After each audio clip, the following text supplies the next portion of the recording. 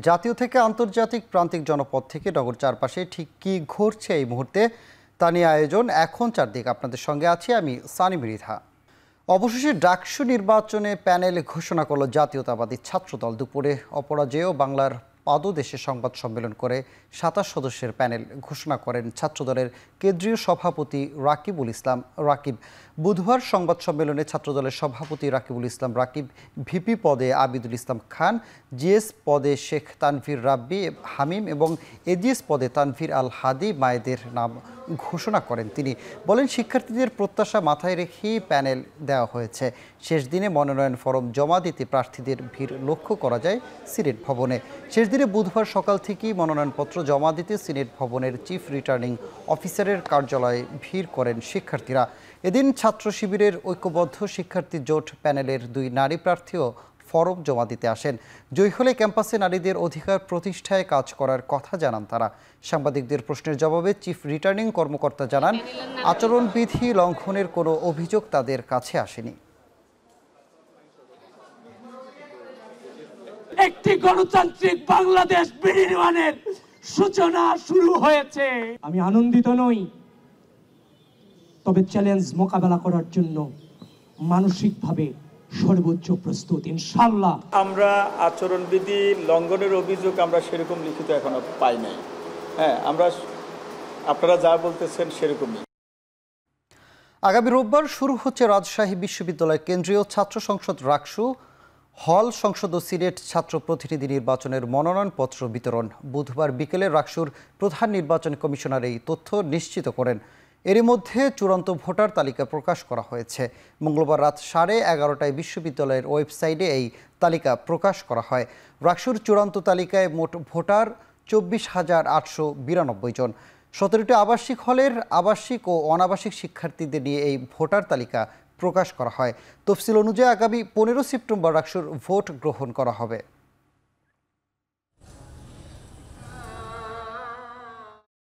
সাদা পাথর লুটে বিএনপি, আওয়ামী লীগ, জামায়াত, এনসিপি এবং প্রশাসন সহ 42 জনের সংশ্লিষ্টতা খুঁজে পেয়েছে দুদক। একই দিনে জেলা প্রশাসনের গঠিত তদন্ত প্রতিবেদনে 137 জনের সংশ্লিষ্টতার কথা উল্লেখ করা হয়েছে। যদিও অভিযুক্তরা বলছেন লুটপাটের সাথে কোনোভাবেই জড়িত নয় তারা, বরং রাজনৈতিকভাবে হেয় করতে অন্তর্ভুক্ত করা হয়েছে তাদের নাম। আর বিভাগীয় কমিশনার বলছেন, প্রশাসন সহ যাদের সংশ্লিষ্টতা খুঁজে পাওয়া যাবে তাদের বিরুদ্ধে নেওয়া হবে আইনি পদক্ষেপ। গেল 13 আগস্ট সাদা পাথর এলাকায় পর্যবেক্ষণে যান দুদক কর্মকর্তারা। ঠিক 7 দিন পর তাদের তদন্তে উঠে আসে প্রশাসন সহ স্থানীয় 42 নেতৃবৃন্দের নাম। জেলা প্রশাসনের প্রতিবেদনে 10টি সুপারিশের যেসব বিভাগ জড়িত তাদের বিরুদ্ধে ব্যবস্থা নেওয়ার কথা উল্লেখ করা হয়। আর দুদকের তদন্তেও খনিজ সম্পদ উন্নয়ন ব্যুরো, বিভাগীয় কমিশন, জেলা প্রশাসন সহ পুলিশ, বিজেপির প্রত্যক্ষ পরোক্ষভাবে জড়িত থাকার কথা উল্লেখ করা হয়। প্রশাসন ক্যাডারের পর এবার অন্যান্য ক্যাডারের 78 জন অবসরপ্রাপ্ত কর্মকর্তাকে ভূতাপেক্ষ পদোন্নতির সুপারিশ করেছে সংশ্লিষ্ট পর্যালোচনা কমিটি। প্রধান উপদেষ্টার কাছে এই বিষয়ে দ্বিতীয় দফা প্রতিবেদন জমা দেন কমিটির আহ্বায়ক ও সাবেক অর্থ সচিব জাকির আহমেদ খান।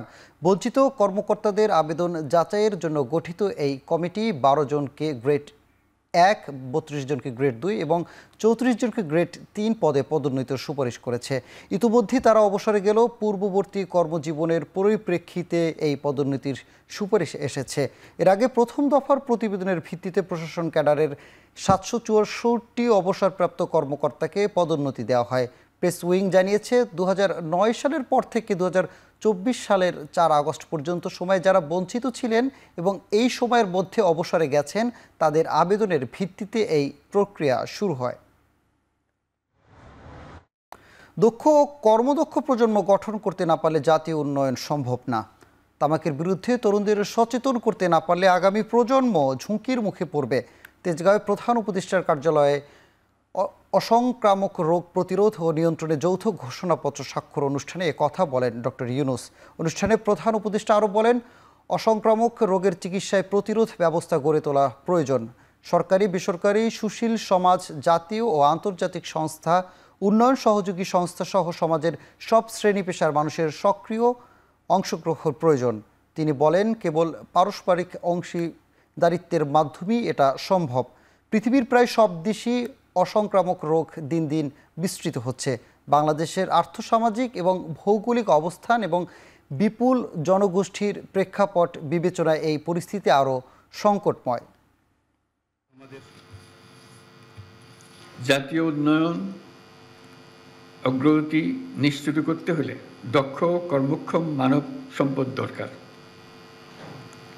দক্ষ কর্মক্ষম মানব সম্পদ ব্যবস্থাপনা গড়ে তুলতে না পারলে ব্যক্তিগত জীবন থেকে জাতীয় উন্নয়ন কোনোটাই যথাযথভাবে করা যাবে না। তাই যে কোনো পরিস্থিতি হোক না কেন এবং যত চ্যালেঞ্জিং থাকুক না কেন, আমাদেরকে সুস্থ সবল প্রজন্ম গড়ে তুলতেই হবে। আগামী 2 সপ্তাহের মধ্যে রাজসাক্ষী হিসেবে সাবেক আইজিপি চৌধুরী আবদুল্লাহ আল মামুনের সাক্ষ্য গ্রহণ করবে ট্রাইব্যুনাল, জানিয়েছেন প্রসিকিউটর মিজানুল ইসলাম। মানবতা বিরোধী অপরাধের মামলায় ক্ষমতাচ্যুত সাবেক প্রধানমন্ত্রী শেখ হাসিনা সহ 3 জনের বিরুদ্ধে 6ষ্ঠ দিনের সাক্ষ্য গ্রহণ শেষে কথা জানান তিনি। জুলাই আগস্ট মানবতা বিরোধী অপরাধের মামলায় এদিন নতুন করে সাক্ষী দেন 4 জন। সাক্ষ্য দিয়ে শেখ হাসিনা সহ 4 জনের ফাঁসি চাইলেন নিউরো সায়েন্স হাসপাতালের সহযোগী অধ্যাপক মাহফুজুর রহমান। ট্রাইব্যুনাল 1-এ তিনি বলেন, গুলিবিদ্ধ আহতদের হাসপাতালে চিকিৎসা দিতে বাধা দিয়েছিল আইন শৃঙ্খলা বাহিনী, এমনকি গোয়েন্দা পুলিশ আহতদের ছাড়পত্র দিতেও নিষেধ করেন। এসব অভিযোগ এনে শেখ হাসিনা, কামাল, কাদের ও আরাফাতের দৃশ্যমান ফাঁসি চান এই চিকিৎসক। এ নিয়ে এই মামলায় সাক্ষ্য দিলেন 16 জন। এছাড়াও সকালে ট্রাইব্যুনালে হাজির করা হয় আসামি থেকে রাজসাক্ষী হওয়া সাবেক আইজিপি চৌধুরী আবদুল্লাহ আল মামুন। রোগী আসার পরে ডিবি থেকে তাকে বলা হলো যে আপনারা যে সমস্ত রোগী ভর্তি হয়েছে তাদেরকে ছাড়বেন না, কেন? তাদের বিরুদ্ধে আইনানুগ ব্যবস্থা নেওয়া হবে। এটা একটা বলেছেন, আর একটা হচ্ছে নতুনভাবে কোনো চিকিৎসা নেবেন না। উনি তখন বলেছিলেন যে আমরা ডাক্তার, আমরা চিকিৎসা দেওয়ার জন্যই আছি। তো বলছেন এটা উপরের নির্দেশ। জুলাই আন্দোলনের যাত্রাবাড়ি ইমাম হাসান তাইম হত্যা মামলায় পুলিশের এসআই সাজ্জাদ উজ্জামানকে হাইকোর্টের দেওয়া জামিন স্থগিত করেছেন চেম্বার আদালত। রাষ্ট্রপক্ষের আইনজীবী স্থগিতের আবেদনের পরিপ্রেক্ষিতে বিচারপতি মোহাম্মদ রেজাউল হকের বিশেষ চেম্বার জজ আদালত এই আদেশ দেন। একই সাথে তাকে আত্মসমর্পণের নির্দেশ দেওয়া হয়। সম্প্রতি হাইকোর্টের একটি বেঞ্চ এসআই সাজ্জাদুজ্জামানকে জামিন দেন। এ নিয়ে শহীদ পরিবারের সদস্যরা ব্যাপক সমালোচনা করেন। মঙ্গলবার সচিবালয়ে বিক্ষোভও করেন তারা।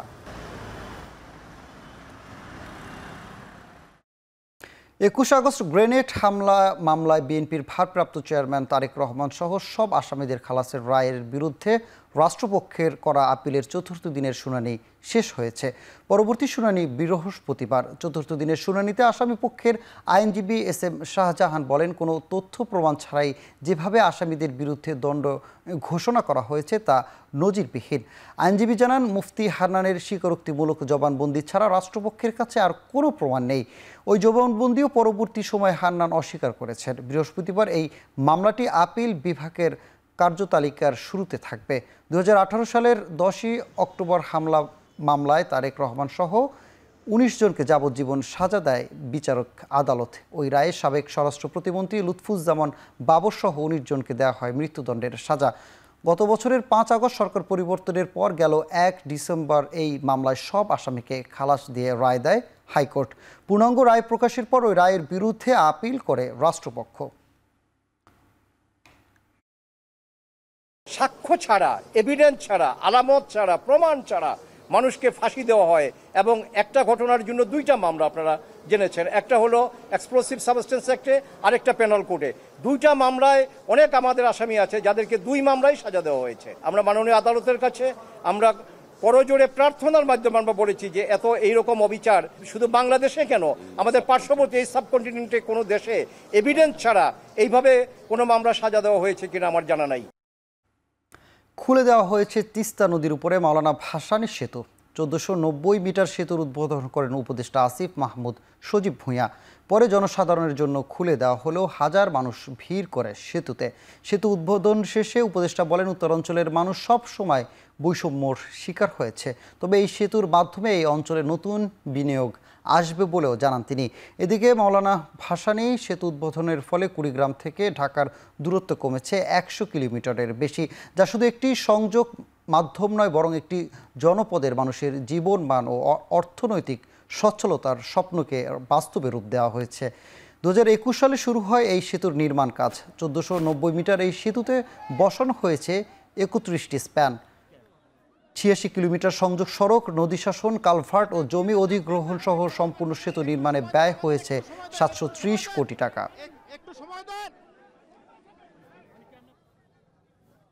ওখানে আমার জমি জমা আছে, সেখানে যাতায়াত করতে খুব কষ্ট ছিল। সে কষ্ট থেকে মুক্তি হয়ে গেলাম। মনে করেন হাট বাজার যাওয়া খুব সুবিধা হয়ে গেল। শরৎ হারিয়ে গেছি, সাইকেল নিয়ে গেছি, এখন যাও আল্লাহর রহমত যে যোগাযোগটা হইল, হ্যাঁ খুব আমরা সুন্দর, খুব শান্তি। যাতায়াত করার জিনিস বেচা মিলে কাটা মিলে করা যাবে, যাওয়া যাবে, আসে যাবে, মাল মাত্রা বেচা যাবে। সবজি আবার মনে করেন যে ঢাকায় যাবে, দাম ভালো পাবে, কৃষকদের ভালো হবে। দেশের কিছু কিছু অঞ্চল আঞ্চলিক বৈষম্যের শিকার হয়েছে, যার মধ্যে উল্লেখযোগ্য উত্তরাঞ্চল। অত্যন্ত দুঃখের বিষয়, আজ স্বাধীনতার 54 বছর পরেও আমরা তিস্তা সহ সীমান্তবর্তী এবং যেই ভারতের সাথে যেই নদীগুলো আমরা শেয়ার করি, সেই নদীগুলোর পানির ন্যায্য হিস্যা আদায় করতে পারিনি। গণতন্ত্র এখনও পুনরুদ্ধার হয়নি, সামনে দীর্ঘ বিপদ পথ, এমন মন্তব্য করেছেন বিএনপির সিনিয়র যুগ্ম মহাসচিব রুহুল কবির রিজভী। নয়াপল্টনে বিএনপির কেন্দ্রীয় কার্যালয়ে দলটির 47তম প্রতিষ্ঠাবার্ষিকী উপলক্ষে আয়োজিত সংবাদ সম্মেলনে এ কথা বলেন তিনি। এ সময় বিএনপির স্থায়ী কমিটির সদস্য নজরুল ইসলাম খান অভিযোগ করেন, জনগণের মতামত ছাড়াই পিআর পদ্ধতি চাপিয়ে দেওয়ার চেষ্টা করা হচ্ছে। এমনকি পিআর পদ্ধতি কিভাবে বাস্তবায়ন হবে তাও স্পষ্ট করা হচ্ছে না। রাজনৈতিক সংকট সবসময় থাকবে উল্লেখ করে বিএনপি তা সংকট কাটিয়ে উঠবে সক্ষম বলেও মন্তব্য করেন বিএনপির এই নেতা। সংবাদ সম্মেলনে বিএনপির প্রতিষ্ঠাবার্ষিকী উপলক্ষে 31 আগস্ট আলোচনা সভা, 1 সেপ্টেম্বর ফাতেহা পাঠ সহ 7 দিনের কর্মসূচি ঘোষণা করা হয়।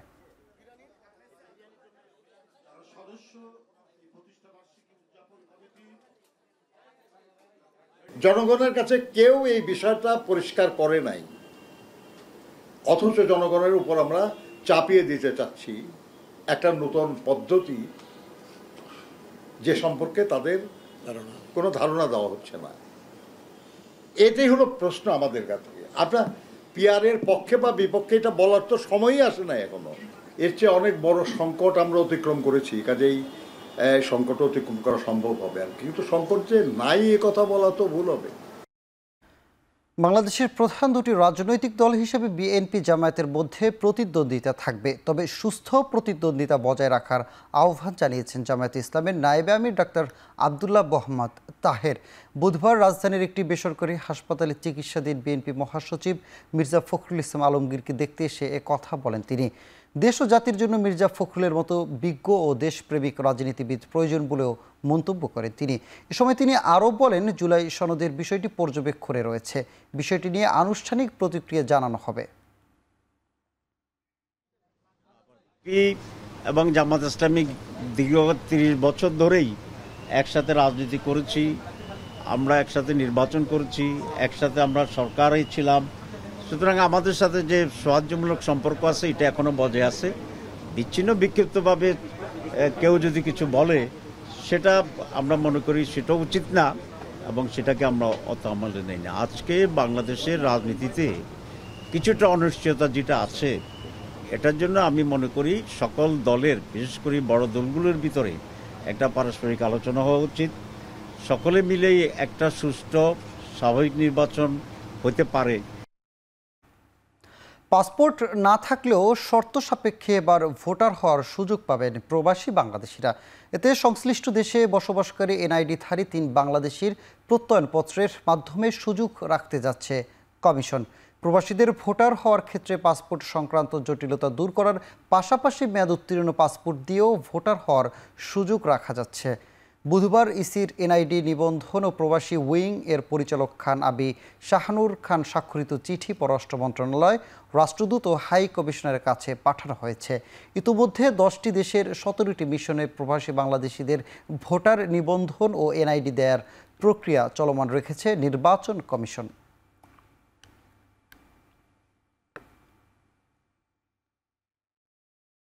আগামী সংসদ নির্বাচনে উচ্চকক্ষ পিআর পদ্ধতি না রাখা হলে নিম্নকক্ষের অন্তত 100 আসনে পদ্ধতি চায় এবি পার্টি। এমনটাই জানিয়েছেন দলটির চেয়ারম্যান মুজিবুর রহমান মঞ্জু। বলেন, সংখ্যা থাকলেও আগামী ফেব্রুয়ারিতে ভোট আয়োজন সম্ভব। বুধবার বিকেলে সিইসির সাথে সাক্ষাৎ শেষে নির্বাচন পিআর পদ্ধতি সহ 9টি বিষয়ে প্রস্তাব দেয় এবি পার্টি। এছাড়াও প্রবাসীদের ভোট দেওয়ার সুযোগ নিশ্চিত, ভোট কেন্দ্রে সংস্কার সহ তরুণ ভোটারদের সম্পৃক্ততার দাবি জানায় দলটি। এ সময় নির্বাচনী সহিংসতা রোধে আইনশৃঙ্খলা বাহিনীর সাথে স্বেচ্ছাসেবক হিসেবে ভোটার নয় এমন স্কুল পৌর শিক্ষার্থীদের নিয়োগের সুপারিশ করা হয়। ভোট কেন্দ্রের স্বচ্ছতা নিশ্চিতে ভোট গ্রহণের ক্ষেত্রে কক্ষে না করে মাঠে কিংবা খোলামেলা জায়গায় আয়োজনের প্রস্তাব দেন তারা। লোয়ার হাউসেও একটা মিক্সড করা যায় কিনা, 200 আসনে ফার্স্ট পাস দি পোস্ট আর 100 আসনে ভোটের পিআর করা যায় কিনা। নির্বাচন কমিশন এই বিষয়টা আমাদের শুনেছেন, আমরা কনসেনসাস কমিশনকেও দিয়েছি আমাদের প্রস্তাব। বলছে ভোট হতে হবে না বা ভোট নাও হতে পারে, কারণ তাদের কনসার্নগুলো নিশ্চয়ই গুরুত্বপূর্ণ, যার কারণে মানুষ একটু দ্বিধা সংকোচে পড়ছে। সেজন্য আমরা ইলেকশন কমিশনকে বলছি, যারা ভোট নিয়ে শঙ্কা প্রকাশ করছে, আমরাও কিন্তু বিভিন্ন কনসার্ন বলেছি। আমরা বলছি যে কনসার্নগুলো আমরা বলছি এটা পূরণ করেই ভোট ফেব্রুয়ারিতে করা সম্ভব।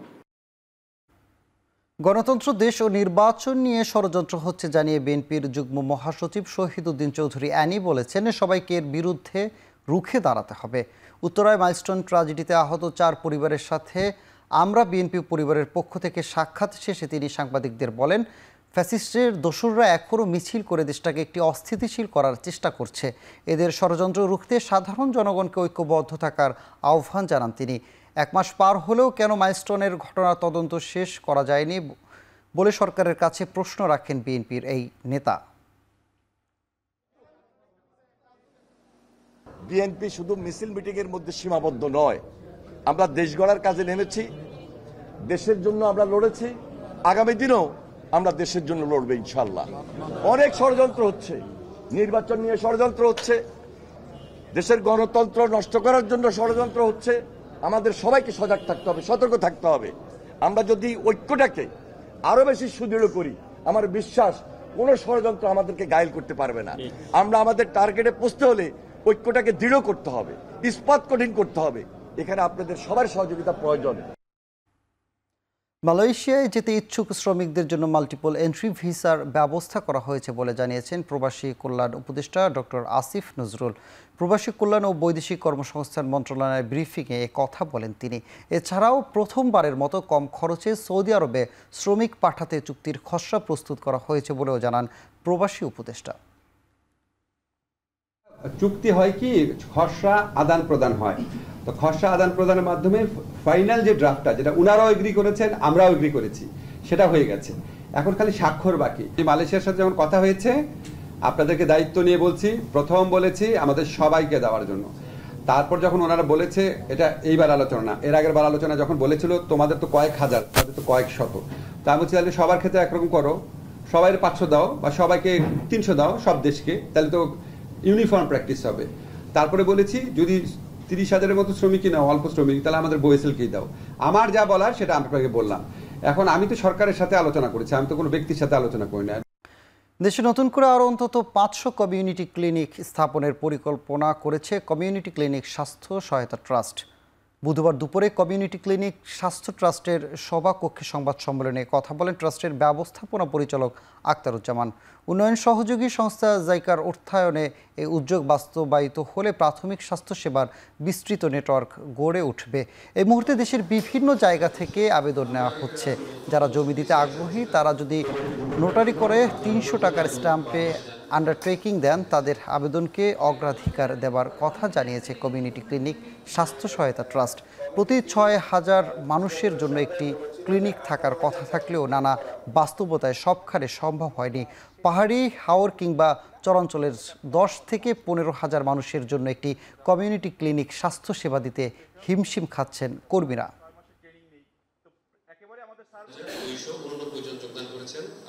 আমাদের ইনিশিয়াল ছিল যে 6,000 লোকের জন্য একটা ক্লিনিক, কোনো জায়গায় 10,000, 12,000, 15,000 লোকের জন্য একটা ক্লিনিক, তারা কিন্তু হিমশিম খাচ্ছে। এই ক্ষেত্রে আমাদেরকে এই কনসিডারেশন করতে হবে। আমাদের একটা ভালো খবর হচ্ছে যে জায়গা আমাদেরকে একটা ফান্ড দিচ্ছে, ওখান থেকে আমরা 516টা মনে হয় এরকম একটা ফিগার, মোর দেন 500 আমরা ক্লিনিক রিপ্লেস হবে অথবা নতুন তৈরি হবে। আমরা বিভিন্ন জায়গা থেকে আবেদন নিচ্ছি।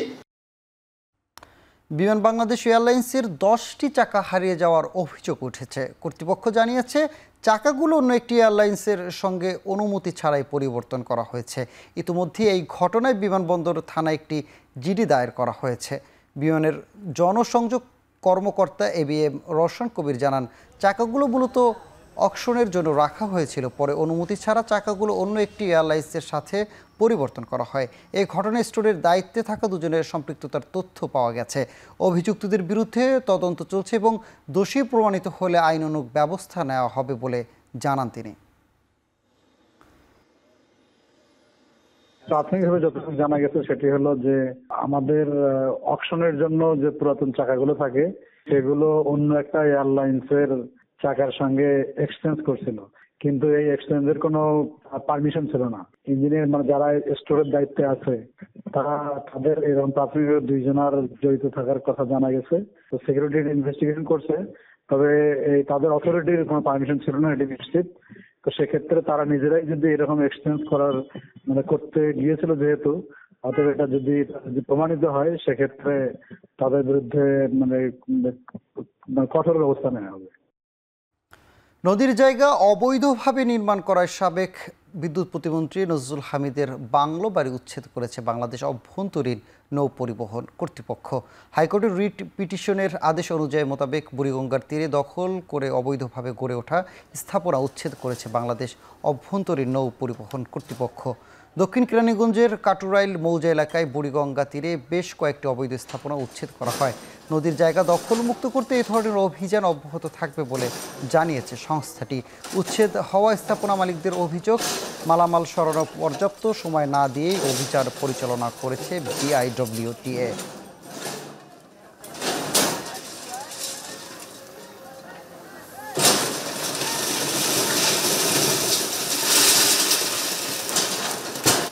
আমাদেরকে 1 মাস বা 2 মাস 3 মাস টাইম দিলে তাহলে আমরা এগুলি নিজের ইয়েতে আমরা সরালাইতাম বা আমাদের কাগজপত্র দেখা সরালাইতে পারতাম।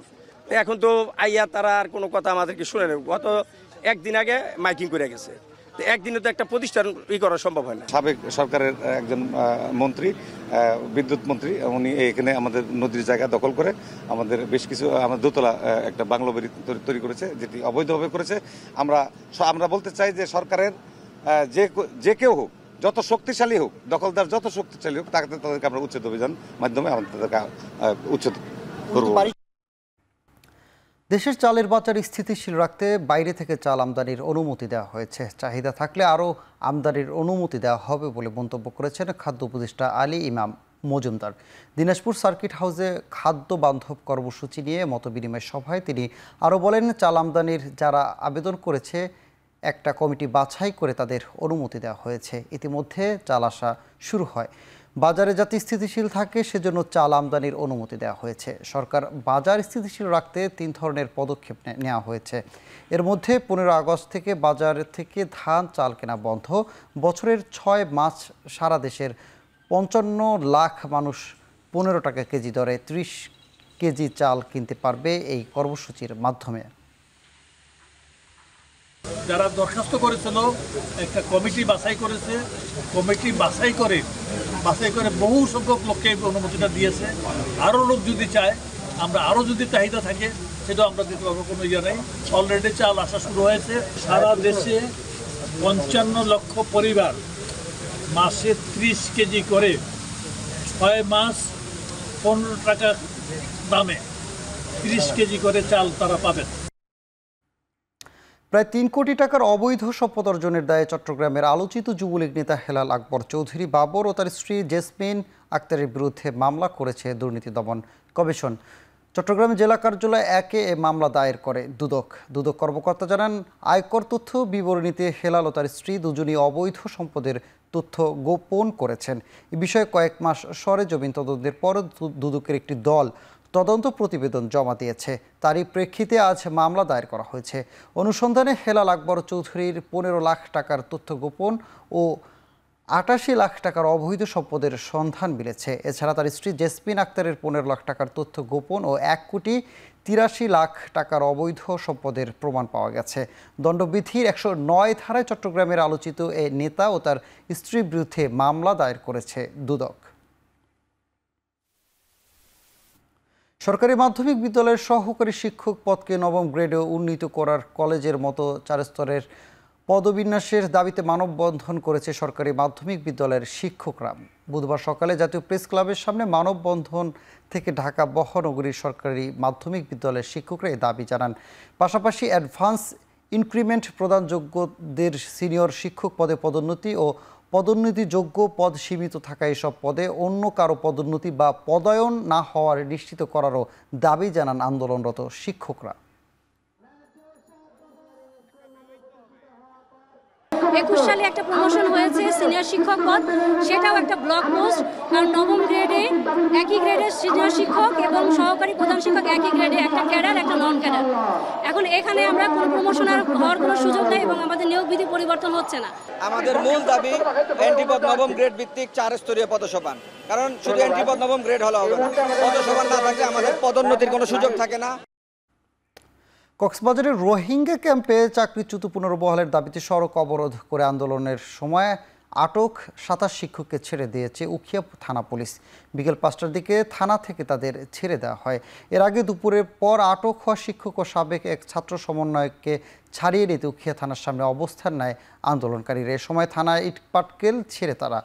এক পর্যায়ে পরিস্থিতি নিয়ন্ত্রণে ফের দ্বিতীয় দফায় লাঠিচার্জ করে পুলিশ।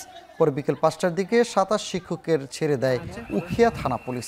কক্সবাজারের রোহিঙ্গা ক্যাম্পে চাকরির পুনর্বহালের দাবিতে সকাল 7টার দিকে উখিয়া ফলিয়াপাড়া এলাকায় রোহিঙ্গা ক্যাম্পের প্রবেশমুখে অবস্থান নেন শিক্ষকরা। এ সময় সেখানে এনজিওর গাড়ি প্রবেশে বাধা দেয় তারা। শিক্ষকদের অনড় অবস্থানের কারণে লাঠি চার্জ করে ছত্রভঙ্গ করে দেয় পুলিশ। আটক করা হয় 27 শিক্ষককে।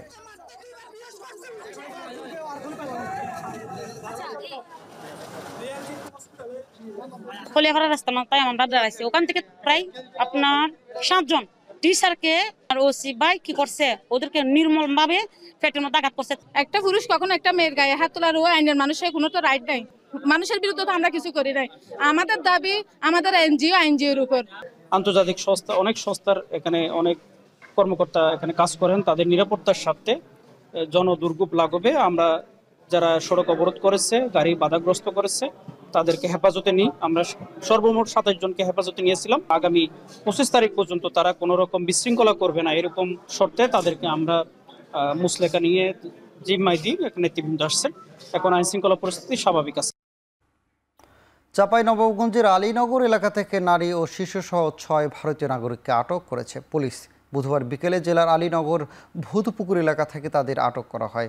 বিষয়টি নিশ্চিত করেছে পুলিশ। জানায়, দিল্লিতে ইট ভাটায় কাজ করা নারী শিশুসহ 6 জনকে বাংলাদেশি দেখিয়ে 26 জুন কুড়িগ্রাম সীমান্ত দিয়ে বাংলাদেশে ঠেলে পাঠায় বিএসএফ। পরে তারা চাঁপাইনবাবগঞ্জে এসে অবৈধভাবে বসবাস করে।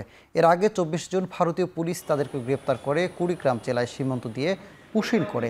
এরা পশ্চিমবঙ্গের বীরভূমের বাসিন্দা এবং তারা ভারতের নাগরিক।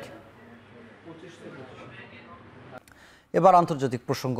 ভারত তাদের মাটিতে অন্য দেশের বিরুদ্ধে রাজনৈতিক কার্যকলাপ পরিচালনার অনুমতি দেয় না বলে বিবৃতি দিয়েছে দেশটির পররাষ্ট্র মন্ত্রণালয়। বুধবার বাংলাদেশের অন্তর্বর্তী সরকারের করা অভিযোগ প্রত্যাখ্যান করে এই বিবৃতি দিল নয়াদিল্লি। ভারতে থেকে আওয়ামী লীগ সমর্থিতদের দ্বারা বাংলাদেশ বিরোধী কোনো কার্যকলাপ সম্পর্কে মোদী সরকার অবগত নয় বলে উল্লেখ করেন ভারতের পররাষ্ট্র মন্ত্রণালয়ের মুখপাত্র রণধীর জয়সওয়াল।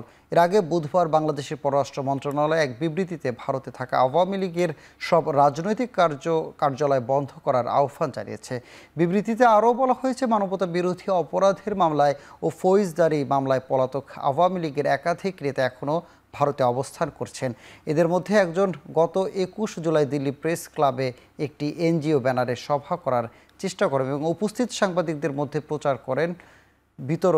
প্রচারপত্র বিতরণ করেন। বিষয়টি ভারতীয় গণমাধ্যমে প্রকাশিত হয়েছে, যা বাংলাদেশের জনগণ ও রাষ্ট্রের প্রতি স্পষ্ট অবমাননাকর।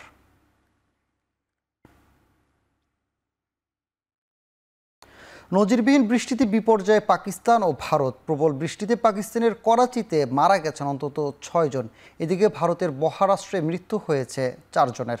ভারতের গুজরাট এলাকার উপর সৃষ্ট লঘুচাপের প্রভাবে প্রবল বৃষ্টিতে গেছে গোটা করাচি শহরে। কয়েক ঘন্টার ব্যবধানে বৃষ্টিপাত রেকর্ড করা হয়েছে 170 মিলিমিটার পর্যন্ত। ভয়াবহ বৃষ্টিতে রাস্তাঘাট তলিয়ে অচল হয়ে পড়েছে করাচির জনজীবন। অতিরিক্ত পানির চাপে ভেঙে পড়েছে শহরের পয়ঃনিষ্কাশন ব্যবস্থা। রাস্তার উপর ভাসছে শত শত যানবাহন। এদিকে ভারী বর্ষণে ভারতের মুম্বাই শহরে দেখা দিয়েছে ব্যাপক জলাবদ্ধতা। বিদ্যুৎ বিভ্রাটে 2টি মনোরেল বিকল হয়ে আটকা পড়েন 7 শতাধিক যাত্রী। পরে আলাদা সিঁড়ি দিয়ে তাদের উদ্ধার করা হয়।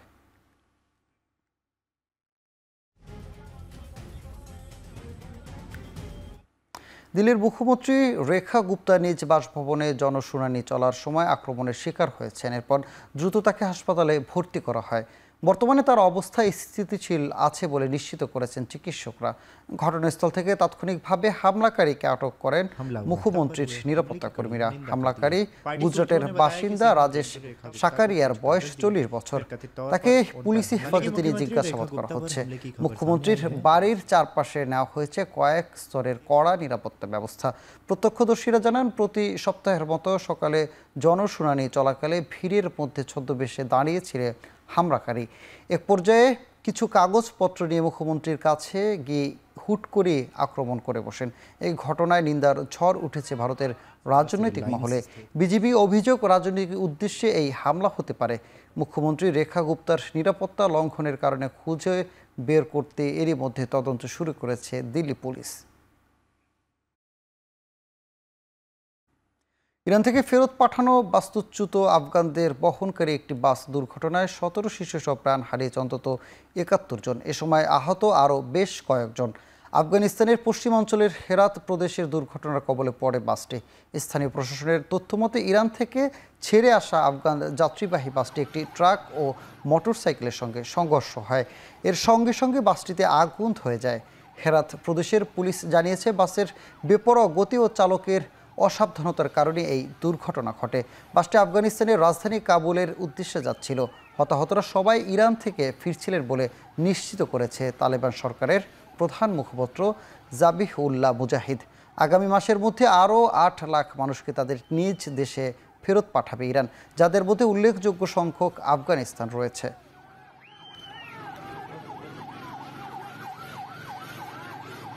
আফ্রিকার দেশ নাইজেরিয়ার উত্তরাঞ্চলের কাটসিনা রাজ্যে একটি মসজিদে সশস্ত্র দস্যুদের হামলায় অন্তত 27 জনের মৃত্যু হয়েছে। ফজরের নামাজ আদায়ের সময় মসজিদে ঢুকে এই হামলা চালানো হয়।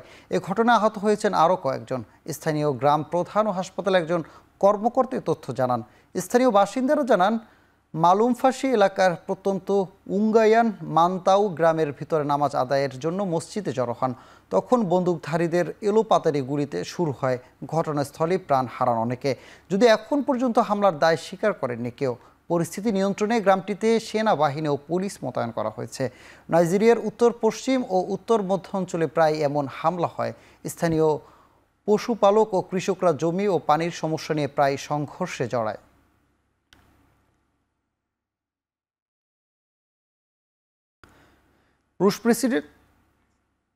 রুশ president Vladimir Putin, Ukraine president Vladimir জেলেনস্কির মধ্যে বৈঠকটি হাঙ্গেরির রাজধানী বুদাপেস্টে হতে পারে। এ বিষয়ে হাঙ্গেরির প্রধানমন্ত্রী ভিক্টর অরবান ও মার্কিন প্রেসিডেন্ট ডোনাল্ড ট্রাম্প আলোচনা করেছেন। হোয়াইট হাউসের একজন কর্মকর্তা জানান, মঙ্গলবার ইউক্রেনের ইউরোপীয় ইউনিয়নের জোট দেওয়ার কথা ব্যাপারে বলেন দুই নেতা। তখন সম্ভাব্য পুতিন জেলেনস্কির বৈঠকের স্থান হিসেবে বুদাপেস্টের নাম উল্লেখ করেন দেশটির প্রধানমন্ত্রী ভিক্টর অরবান।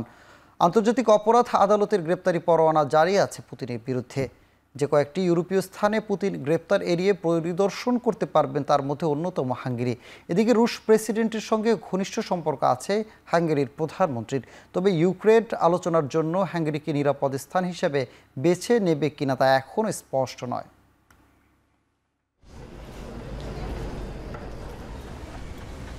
এবার খেলার প্রসঙ্গ। দ্রুত সময়ের মধ্যে রংপুরের বিভাগীয় স্টেডিয়াম নির্মাণ করা হবে বলে জানিয়েছেন যুব ক্রীড়া উপদেষ্টা আসিফ মাহমুদ। বিকেলে রংপুর জেলা স্টেডিয়ামে জুলাই 36 গোল্ড কাপ ফুটবল টুর্নামেন্টে অংশ নিয়ে কথা বলেন তিনি। এ সময় মাঠে দর্শকদের উপস্থিতি দেখে অভিভূত হয়ে তরুণদের খেলাধুলার প্রতি এমন আগ্রহ ধরে রাখার আহ্বান জানান উপদেষ্টা আসিফ মাহমুদ। টুর্নামেন্টে রংপুর জেলার 8টি উপজেলা দল অংশগ্রহণ করে। চূড়ান্ত খেলায় রংপুর সদর উপজেলাকে 2-1 গোলে হারিয়ে চ্যাম্পিয়ন হয় গঙ্গাচড়া উপজেলা। এর আগে দুপুরে রংপুরের বেগম রোকেয়া বিশ্ববিদ্যালয়ের ফটকে জুলাই বিপ্লবের প্রথম শহীদ আবু সাইদের স্মৃতি স্মারক ফুল দিয়ে শ্রদ্ধা জানান তিনি।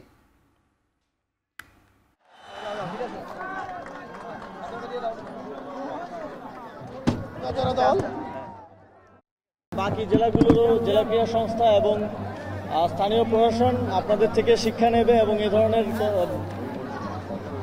টুর্নামেন্ট আয়োজন করবে, যাতে করে আমাদের প্রান্তিক পর্যায়ে থেকে ভালো ভালো খেলোয়াড় উঠে আসে এবং তারা যেন জাতীয় পর্যায়ে দেশকে প্রতিনিধিত্ব করতে পারে। নেদারল্যান্ড সিরিজ সামনে রেখে সিলেটে শুরু হয়েছে জাতীয় দলের ক্যাম্প। ঢাকায় অনুশীলনের পর্ব শেষ করে গতকাল রাতে সিলেট পৌঁছান ক্রিকেটাররা। প্রতিদিন 2 ভাগে চলবে অনুশীলন। 26 আগস্ট পর্যন্ত প্রতিদিন দুপুর 3টা থেকে বিকেল 5টা পর্যন্ত হবে প্রথম স্লটের অনুশীলন।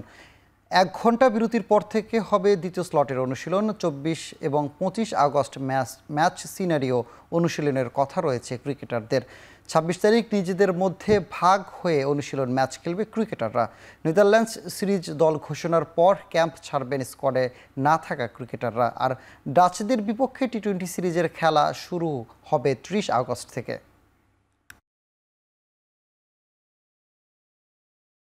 প্রায় 1 সপ্তাহ ধরে দলের অর্ধেক খেলোয়াড় নিয়ে জাতীয় স্টেডিয়ামে অনুশীলন করছে বাংলাদেশ ফুটবল দল। 31 আগস্টের আগে খেলোয়াড় ছাড়বে না জায়ান্ট ক্লাবটি। এই ইস্যুতে কোচ এবং দলের অধিনায়কের ভিন্ন কথা। কোচ বিষয়টি কোনো সমস্যা না দেখলেও অনুশীলনে অর্ধেক ফুটবল ছাড়া সমস্যা হচ্ছে জানিয়েছে Jamal Bhuiyan. I respect all the opinions. In order to complete the group, we have called some under-19 players, and we are happy and very positive about the way we are running the camp till now. যে drill normally আমরা ফুল মাঠে করি না, এগুলো আমরা করতে পারি না, কারণ নাও ইটস লাইক 5 ভার্সেস 5, কিন্তু রিয়েল গেম হচ্ছে 11 ভার্সেস 11 না। সবচেয়ে বেশি প্রতিযোগিতামূলক ম্যাচ খেলার রেকর্ড করলেন ব্রাজিলিয়ান গোলরক্ষক ফ্যাবিও ডেভসন লোপেজ। 1997 সালে পেশাদার ফুটবলে অভিষেক হয় ফ্যাবিওর। 28 বছরের পুরো ক্যারিয়ারই ছিল ব্রাজিলে 5টি ক্লাবের হয়ে খেলেছেন 1391 ম্যাচ। ফ্লুমিনেন্স ছাড়াও তিনি খেলেছেন উইনিয়াও, বান্দেরান্তে, অ্যাথলেটিকো পারানাইন্স, ভাস্কো দা গামা, ক্রুইজেরের হয়ে সর্বোচ্চ 976টি ম্যাচ খেলেছেন ক্রুজেইরোর জার্সিতে। বিশ্ব রেকর্ড গড়ার দিনে ফ্লুমিনেন্সের হয়ে তার ম্যাচটি ছিল 235তম। এছাড়া ভাস্কো দা গামার হয়ে খেলেছেন 150 ম্যাচ। গিনেস বুকের রেকর্ড ইংলিশ ফুটবলার শিল্টনের 1390 ম্যাচ খেলার রেকর্ড ছিল, যদিও তিনি 1387 ম্যাচ খেলার কথা জানান। 1997 সালে ব্রাজিলের জার্সিতে অনূর্ধ্ব 19 বিশ্বকাপ খেলেছেন ফ্যাবিও। এরপর ক্যারিয়ারের বাকিটা সময় কেটেছে বিভিন্ন ক্লাবে। স্বল্প সময়ে এশিয়া কাপ হকিতে বাংলাদেশ দল পাঠাচ্ছে হকি ফেডারেশন। এবার অনেকটা অনভিজ্ঞ দল নিয়ে এশিয়ার মঞ্চে যাচ্ছে বাংলাদেশ দল।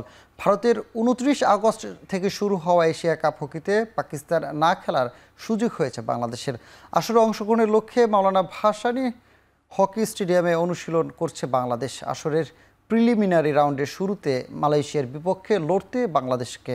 অনুশীলনের পাশাপাশি খেলোয়াড়দের পরীক্ষা করতে বাংলাদেশ সেনাবাহিনী হকি দলের সঙ্গে একটি প্রস্তুতিমূলক ম্যাচও খেলেছে জাতীয় হকি দল। আসরের শুরুর আগে নিজেদের প্রস্তুতিতে কম সময় পেলেও নিজেদের লক্ষ্য নির্ধারণ করেছে ফেডারেশন। এদিকে 4 সিনিয়র সদস্য পুষ্কর খিসা, মিমো, ময়নুল ইসলাম, কৌশিক, নাইমুদ্দিন এবং আবেদ উদ্দিন বাদ দিয়ে অনেকটা অনভিজ্ঞ দল নিয়ে এশিয়ার মঞ্চে যাচ্ছে বাংলাদেশ দল। তবে কেন সিনিয়র খেলোয়াড়দের পরিবর্তে অনূর্ধ্ব-21 বিশ্বকাপে থাকা খেলোয়াড়দের সুযোগ পেয়েছে এর ব্যাখ্যা দিয়েছেন ফেডারেশনের সাধারণ সম্পাদক। এখানে যদি কেউ মনে করে থাকে কি এখানে কোনো পক্ষপাতিত্ব হয়েছে, এটা একটা ভুল ধারণা। আলাপ করার পরে আমাদের মতে এই মুহূর্তে this is the best possible team. যদি আল্লাহর মধ্যে টিম যদি আরও কোয়ালিফাই করে তো আবার তো ক্যাম্প হবে, ওখানে আবার কে আসবে কে বাদ পড়বে এটা তো বলা মুশকিল। ওয়ার্ল্ড কাপ কোয়ালিফাইংয়ে যদি আমরা যেতে পারি আমরা খুবই খুশি হব। ওটার জন্য আমাদেরকে 5th পজিশন নিতে হবে। এক মৌসুমের জন্য আর্জেন্টাইন তরুণ ফুটবলার ক্লাদিও এচেভেরিকে ছেড়ে দিচ্ছে ম্যানচেস্টার সিটি। চলতি মৌসুমের জন্য ধারে জার্মান ক্লাব বায়ার লিভারকুজেনে যাচ্ছেন এচেভেরি। বয়সভিত্তিক দলে থাকা অবস্থায় নতুন মেসি হিসেবে খ্যাতি পেয়েছিলেন এচেভেরি। এরপর থেকে ইউরোপিয়ান ক্লাবগুলোর নজরে চলে আসেন এই অ্যাটাকিং মিডফিল্ডার। তবে সবাইকে সরিয়ে এচেভেরিকে দলে টেনে নেয় ম্যানচেস্টার সিটি। গেল বছর অভিষেকের পর থেকে সুযোগ পেয়ে পারফরমেন্স করেছেন, তবে ম্যান সিটিতে পর্যাপ্ত সময় মাঠে নামার সুযোগ হয়নি 19 বছরের এই তারকা। এই সুযোগ করে দিতেই জার্মান ক্লাব বায়ার লেভারকুজেনে পাঠানো হচ্ছে এচেভেরিকে। 1 বছর সেখানেই খেলবেন এই আর্জেন্টাইন। ধারের মেয়াদ শেষ, অবশ্য ম্যানচেস্টার সিটিতেই ফিরবেন এচেভেরি।